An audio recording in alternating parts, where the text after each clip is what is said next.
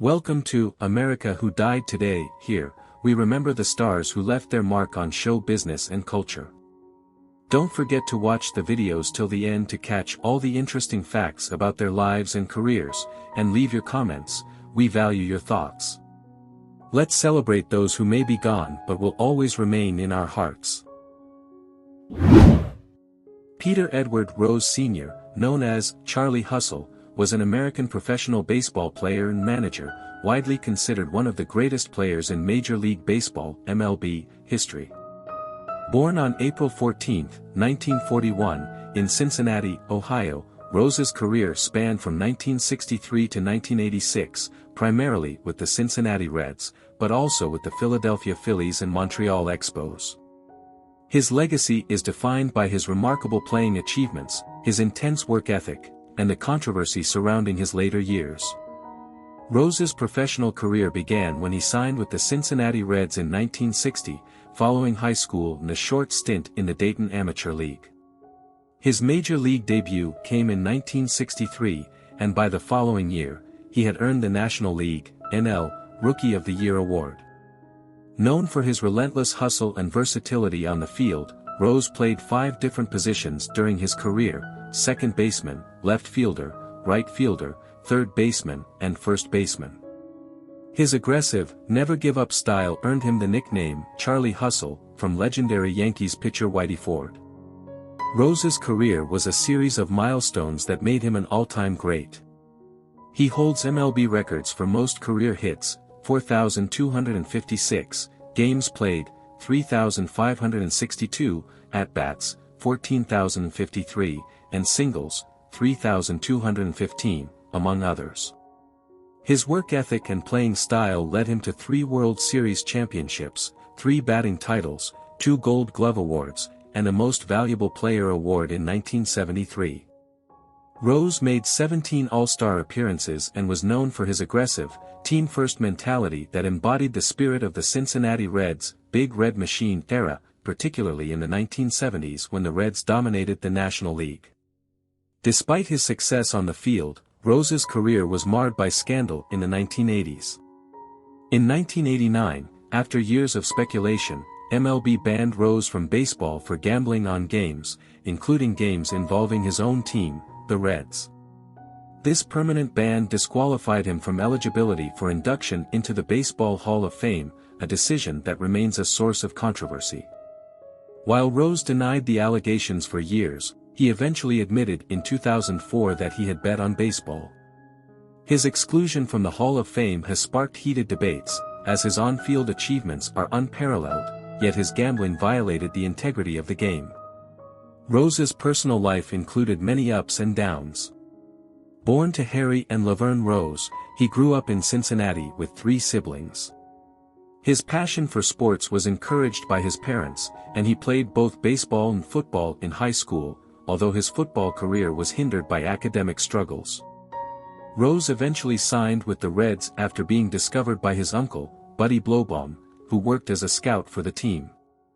His early baseball career was marked by hard work and a strong desire to prove himself, which carried through into his MLB years.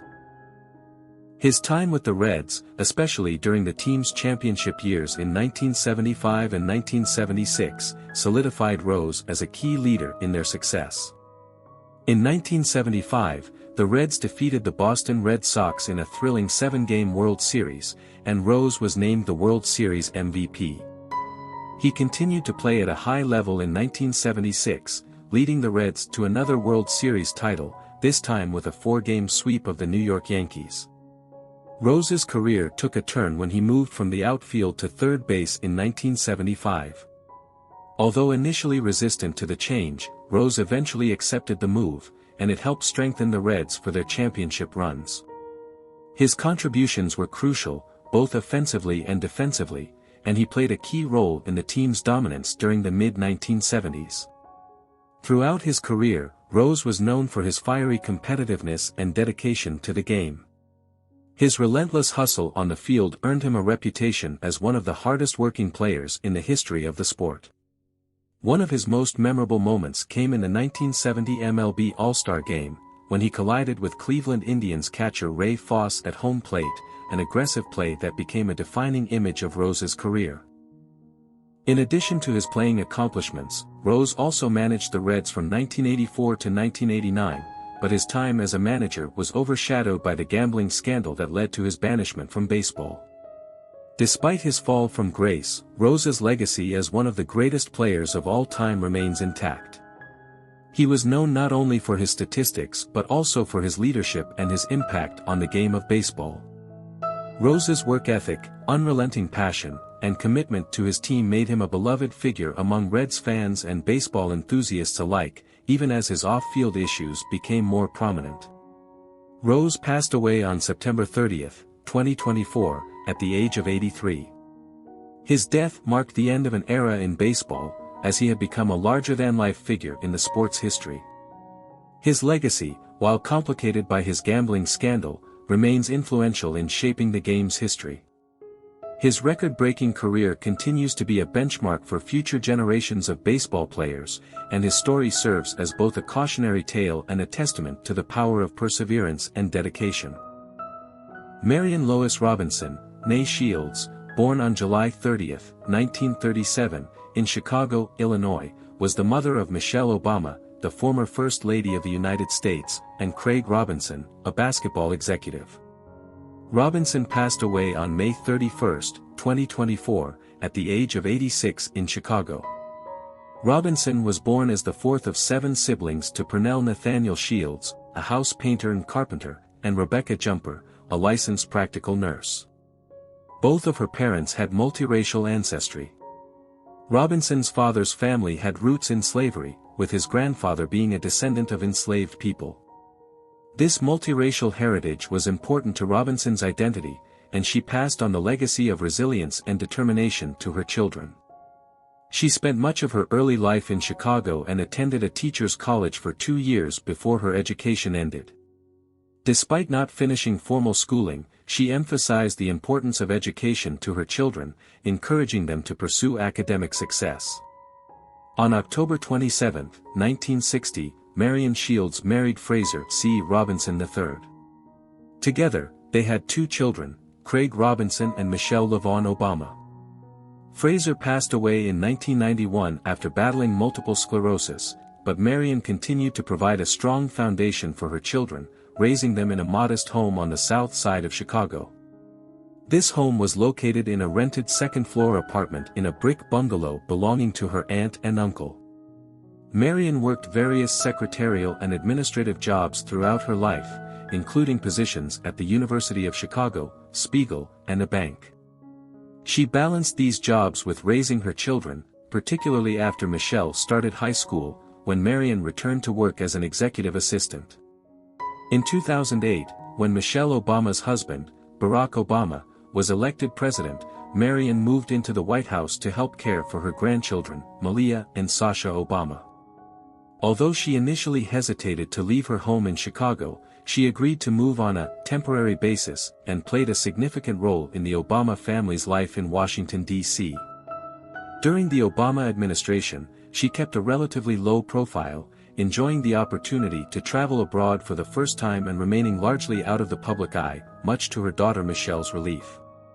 Her presence in the White House was instrumental in supporting the Obamas as they navigated the complexities of public life while balancing their family responsibilities. She was known for her calm demeanor, wise advice, and quiet support, providing a steady presence in the lives of her daughter and son-in-law, as well as her grandchildren. Marian Robinson died on May 31, 2024, in Chicago at the age of 86. Her death was met with tributes from her family, including a joint statement from Michelle and Barack Obama, who praised her ability to distill life's lessons into simple but profound wisdom. They expressed that they would continue to live up to the example she set during her lifetime. Marian's funeral was attended by several notable figures, including First Lady Jill Biden, and her daughter Michelle Obama spoke fondly of her in public tributes. Barack Obama delivered the eulogy at her memorial service, which was held at the South Shore Cultural Center in Chicago. In her obituary, Marian was remembered for her strength, her unwavering commitment to her family, and her ability to offer quiet but valuable counsel. An exhibit hall at the Obama Presidential Center is planned to be named in her honor, ensuring that her legacy endures for future generations. Michelle Obama described her mother as straightforward and candid, with a knack for offering practical advice when needed. Marian's involvement in her children's lives went beyond providing for them. She actively encouraged them to make their own choices while maintaining open communication. A significant moment in Michelle's childhood came when she struggled with an unsupportive teacher, and Marian advocated for her daughter, ensuring she had better educational opportunities. Michelle also recalls how her mother regularly took her to the library before she started school, helping her develop a love for reading. Robinson's steadfast support was a guiding force for Michelle, especially as Michelle navigated the challenges of growing up in Chicago and later becoming the First Lady of the United States. In addition to her roles as a mother and grandmother, Marian Robinson's quiet influence extended to shaping the cultural and social narratives of the Obama family. Her legacy, deeply tied to her role as a nurturing matriarch, continues to inspire and resonate, especially in the lives of her children and grandchildren. Chita Rivera, born Dolores Conchita Figueroa del Rivero on January 23, 1933, in Washington, D.C., was an iconic American actress, singer, and dancer. She was celebrated for her outstanding contributions to musical theater, and her long and illustrious career made her one of Broadway's most recognized and respected figures.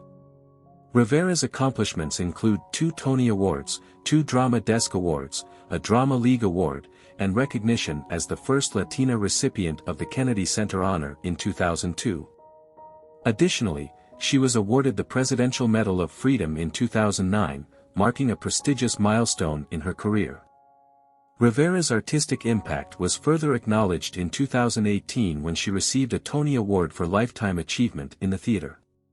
Born to Catherine, a government clerk, and Pedro Julio Figueroa del Rivero, a clarinetist and saxophonist with the U.S. Navy Band, Rivera's roots were deeply embedded in a mix of cultures. Her father, from Puerto Rico, and her mother, of Scottish, Irish, and African-American descent, gave Rivera a rich cultural heritage that would later influence her performing career. Rivera was one of 5 children, and after her father's passing, her mother supported the family by working at the Pentagon. Early in her life, Rivera exhibited a passion for dance, and at the age of 11, she enrolled in the Jones Haywood School of Ballet, where her talent was quickly recognized. By age 15, she was chosen for a prestigious audition with George Balanchine's School of American Ballet in New York, an event that would shape her future. Rivera's Broadway debut came in 1950 as a dancer in Guys and Dolls, but her breakthrough came in 1957 when she originated the role of Anita in West Side Story, one of the most revolutionary musicals in Broadway history. Her portrayal of Anita was a defining moment in the show's success and cemented her place as a star. This success led to more iconic roles, including the role of Velma Kelly in Chicago, 1975, which she reprised in a film adaptation years later, and the title role in Kiss of the Spider Woman, 1993, for which she won both a Tony Award and a Drama Desk Award. Beyond the stage, Rivera's versatility extended to the big screen and television. She appeared in the 1969 film Sweet Charity, and in 1978, she starred in Sgt. Pepper's Lonely Hearts Club Band. Her television credits include roles in The New Dick Van Dyke Show, 1973 to 1974, The Carol Burnett Show, 1971, The Judy Garland Show, 1963, and Will and Grace, 2005. Rivera's distinctive style and electric presence made her a sought-after guest on talk shows and variety specials, establishing her as a beloved figure not only in Broadway circles but also across mainstream entertainment. Rivera's stage career was marked by numerous accolades and milestones. She was a 10-time Tony Award nominee, earning nominations for her roles in Bye Bye Birdie, 1960, Chicago, 1975, Merlin, 1983, 9, 2003. And The Visit, 2015, among others. She won the Tony Award for Best Actress in a Musical twice, for The Rink, 1984, and Kiss of the Spider Woman, 1993. Rivera's skillful choreography, magnetic performances, and powerful voice made her a fixture on Broadway, and her collaborations with legendary figures such as Leonard Bernstein and Bob Fosse defined her as a leading force in American theater. Throughout her career, Rivera faced numerous personal and professional challenges, yet her resilience remained a defining aspect of her legacy. In 1986, she suffered a serious car accident, breaking her leg in 12 places. Despite this traumatic injury, she returned to the stage after a period of rehabilitation and continued to perform at the highest level. Her perseverance and indomitable spirit were mirrored in the characters she portrayed, from the feisty Anita in West Side Story to the sultry Velma Kelly in Chicago. In addition to her stage roles, Rivera was involved in various projects outside of acting. She dabbled in music, recording several albums, including Chita Rivera, Get Me to the Church on Time and Now I Sing in the 1960s.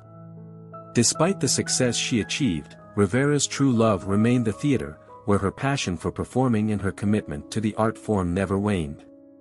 She became a symbol of Latinx excellence in the performing arts, advocating for greater representation and opportunities for Latinos in the industry. Throughout her life, Rivera's legacy continued to grow.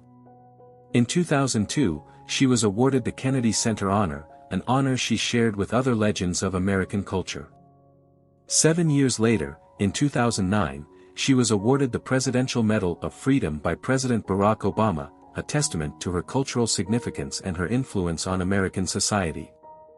In 2015, Rivera appeared in the Broadway revival of The Visit, receiving rave reviews for her performance. In 2018, she was awarded a Tony Award for Lifetime Achievement in recognition of her extraordinary contributions to the theater. Her career spanned over 6 decades, and her influence was undeniable. Rivera was widely regarded as one of the greatest Broadway stars of all time. Rivera's personal life was equally notable. She married fellow West Side Story dancer Tony Mordente in 1957, and the couple had one daughter, Lisa, before divorcing in 1966. Despite their separation, Rivera and Mordente maintained a cordial relationship, and their daughter remained a central part of Rivera's life. Rivera's commitment to her family, her art, and her community remained strong throughout her life, even as she continued to break barriers and inspire new generations of performers. Chita Rivera passed away on January 30, 2024, at the age of 91, following a brief illness. Her death marked the end of an era for Broadway and the performing arts. Rivera's legacy as a trailblazer, role model, and one of the most celebrated performers in American history remains firmly intact. Her contributions to theater and culture are immortalized in her many roles, her powerful performances, and the indelible mark she left on the stage. Rivera's influence extends far beyond Broadway, and her name will forever be associated with excellence in the arts. Thank you for watching this video. May the memory of these outstanding people continue to inspire us all. We cannot change the course of time, but we can keep in mind their contribution and significance. If this video has affected you or you want to know more, don't forget to subscribe to our channel and leave a comment. Let's continue to share their stories and keep the memory of them together. See you soon, and remember that those we love never leave without a trace.